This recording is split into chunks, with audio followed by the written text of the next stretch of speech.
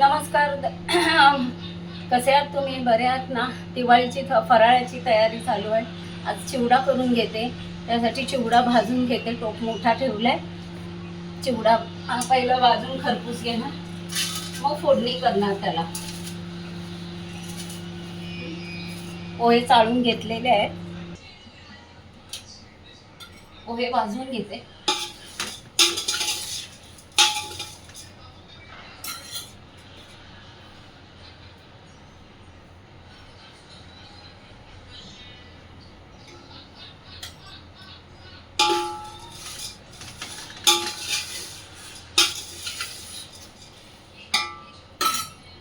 पोहे भाजून घेते चांगले खरपूस.